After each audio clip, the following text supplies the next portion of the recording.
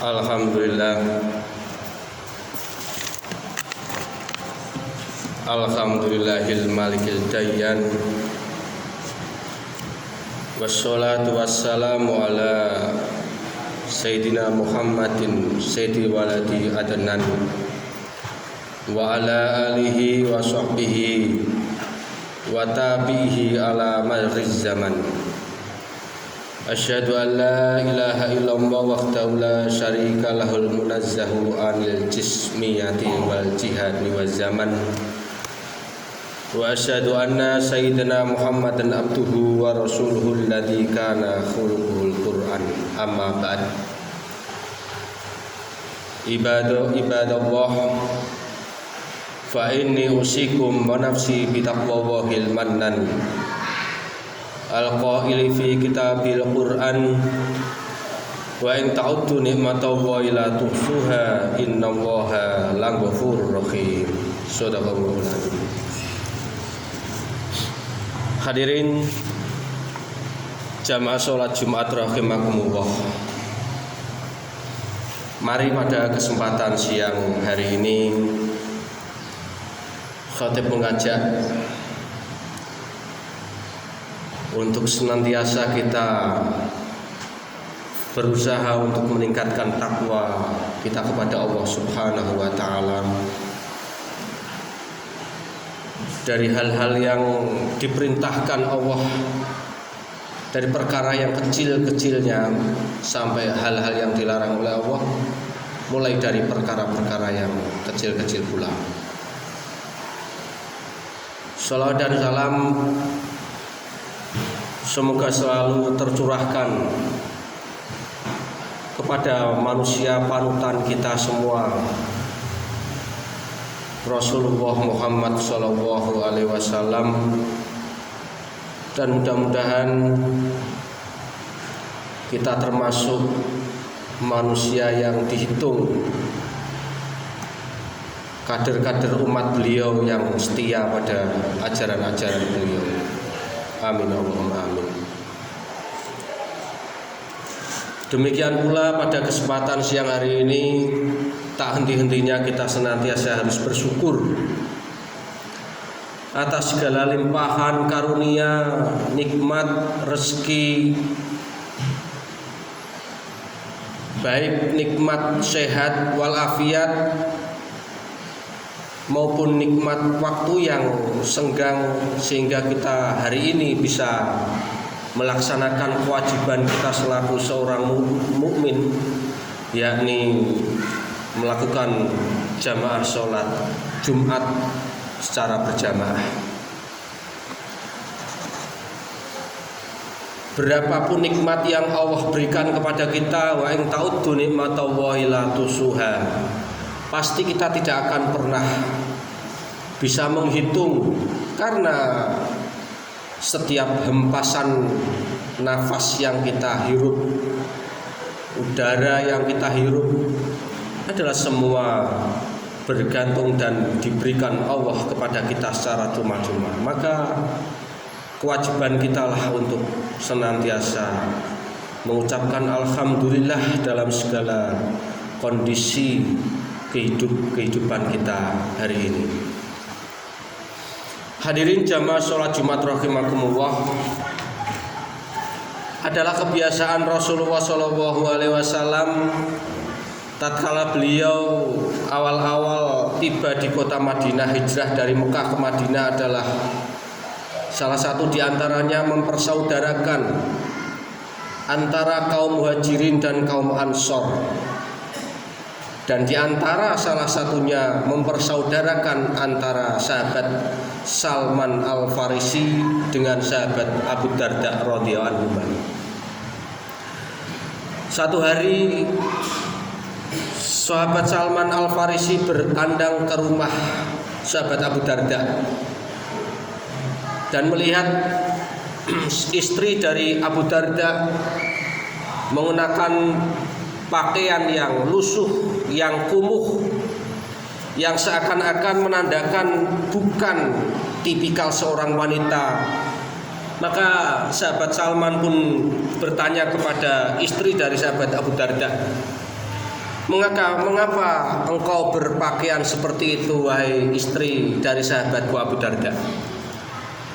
Maka istri dari Abu Darda pun menjawab, saudaramu itu Abu Darda itu tidak mempunyai kebutuhan akan duniawi. Dalam konteks ini adalah kebutuhan akan biologis atau seksual. Maka tidak lama kemudian Abu Darda pun datang. Lalu sahabat Salman memberikan makanan untuknya sambil berkata, makanlah. Abu Darda pun menjawab, aku sedang puasa. Maka Salman pun menimpali, kalau begitu aku tidak akan makan hingga kamu makan.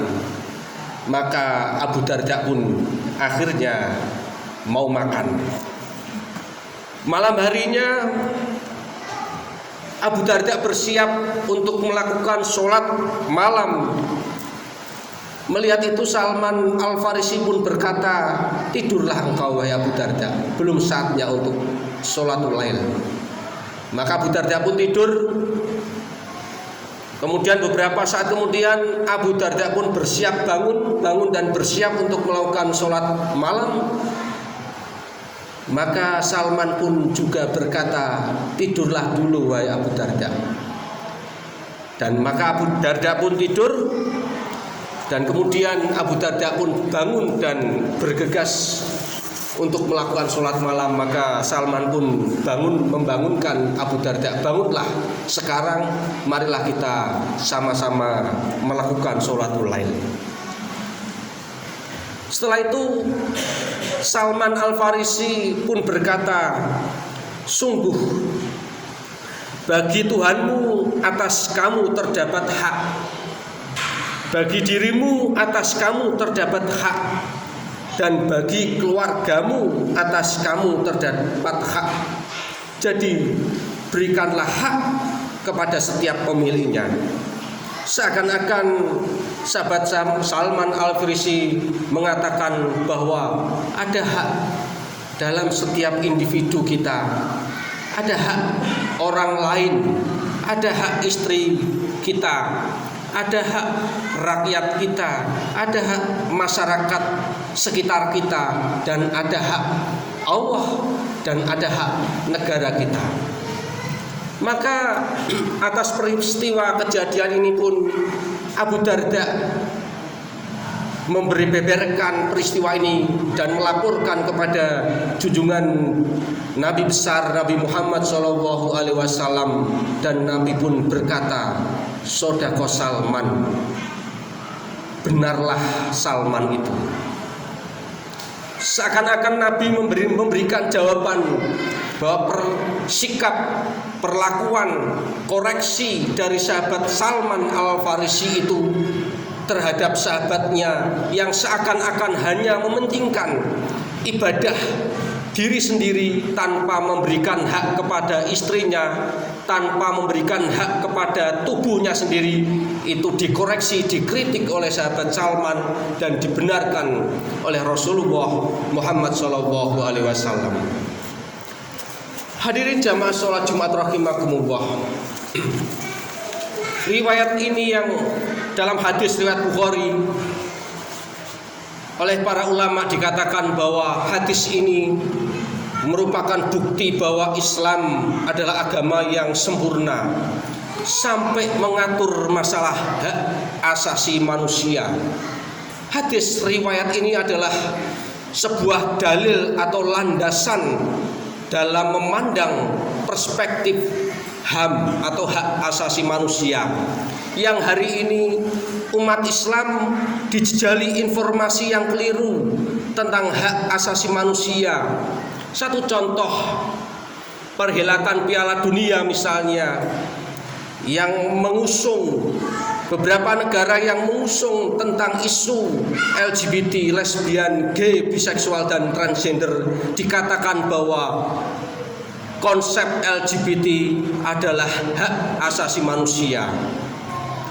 Maka kita sebagai seorang muslim harus melihat sesuatu sesuai dengan porsi dan kehendak Islam. HAM dalam barat, perspektif barat tentu berbeda bagaimana Islam memandang HAM atau hak asasi manusia. HAM barat mengatakan bahwa hak asasi yang melekat pada diri manusia sejak lahir secara alami, sedangkan Islam memandang HAM adalah hak asasi yang melekat pada diri manusia bukan secara alami tetapi atas karunia Allah Subhanahu wa taala. Dengan kata lain bahwa hak asasi kita itu juga tergantung bagaimana Allah memberikan batasan terhadap perkara-perkara yang dianggap sebagai hak asasi manusia. Satu contoh misalnya, minum itu adalah hak asasi. Bagi siapapun yang melarang orang minum, maka dia sudah melanggar HAM. Tetapi ketika Allah melarang minum minuman keras, maka meminum minuman keras itu bukan hak asasi manusia lagi. Menikah itu adalah hak asasi. Ketika ada orang yang melarang orang untuk menikah, maka dia sudah melanggar HAM, baik HAM Islam maupun HAM Barat. Tetapi ketika pernikahan itu dilakukan secara homoseksual dengan sesama jenis, maka itu bukan hak asasi lagi, karena Islam memberikan batasan. Dari zaman Nabi LGBT itu dilarang sampai hari ini, bahkan sampai kiamat nanti namanya homoseksual itu tetaplah dilarang. Hadirin jamaah sholat Jumat rahimakumullah, maka Islam memberikan cara pandang yang benar bagaimana Islam memberikan sesuatu labeling bahwa itu hak asasi manusia atau itu bukan hak asasi manusia.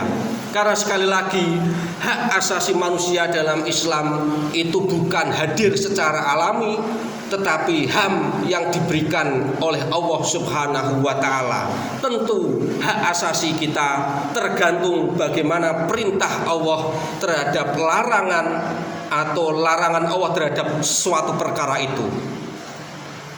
Hadirin jamaah sholat Jumat rahimakumullah, lewat hadis di atas tadi, riwayat antara sahabat Salman Al-Farisi dengan Abu Darda radhiyallahu anhuma, memberikan bahwa ada hak orang lain yang harus kita tunaikan.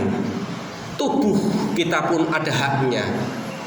Begadang malam misalnya, itu tentu juga menafikan ada hak mata untuk kita bisa tidur di malam hari. Kita membunyikan radio dengan keras, mungkin itu hak kita, tetapi ada hak warga sekitar yang merasa terganggu yang harus kita tunaikan, jangan sampai kita abaikan. Dan hak-hak yang lain, hak Allah, hak Rasulnya, hak diri sendiri, hak istri, hak anak, hak masyarakat sekitar, itu semua diberikan porsi yang jelas dan cukup oleh agama kita, agama Islam. Ini sebagai bukti bahwa agama Islam kita, agama yang kita anut adalah agama yang bukan hanya mengurusi ibadah mahdhoh, ibadah ritual semata-mata, tetapi sampai kita dari bangun tidur sampai tidur kembali ada panduan dan adab yang diberikan oleh Islam, baik dari Quran dan diaplikasikan dalam sirah nabawiyah oleh Rasulullah Muhammad SAW. Mudah-mudahan Allah selalu memberikan karunia, hidayah, limpahan rahmat kepada kita semua, sehingga kita menjadi hamba Allah yang taat patuh terhadap segala perintah-perintahnya. Amin. Allahumma amin. Barakallahu li wa lakum fil Qur'anil azim wa nafa'ani wa iyyakum bima fihi minal ayati wa dzikril hakim wa qurbi fir warham wa anta khairur rahimin. Allahumma salli wa sallim wa zid wa an'im wa tafaddal wa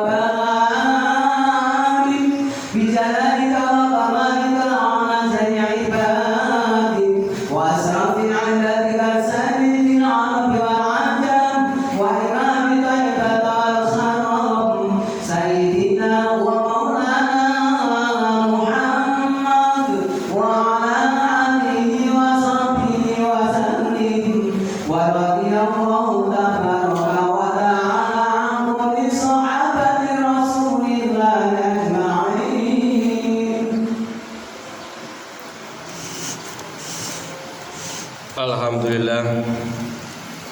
Alhamdulillahilladzi arsala rasulahu bil huda wa dinil haq liyudhhirahu 'ala dini kullihi wa kafa billahi syahida. Asyhadu an la ilaha illallah wahdahu la syarika lah wa asyhadu anna Muhammadan abduhu wa rasuluhu la nabiyya ba'dah.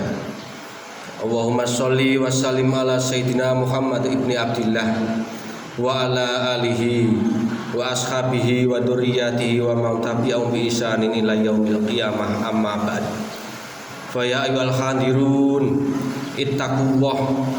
ittaqullaha haqqa tuqatih la'allakum tuflihun. Wa qala ta'ala fi kitabil karim, a'udzu billahi minasyaitonir rajim, bismillahirrahmanirrahim.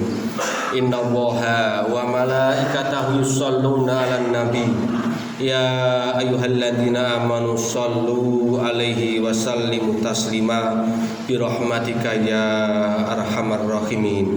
Allahumma ighfir lil muslimina wal muslimat wal mu'minina wal mu'minat al ahya'i minhum wal amwat bi rahmatika ya arhamar rahimin.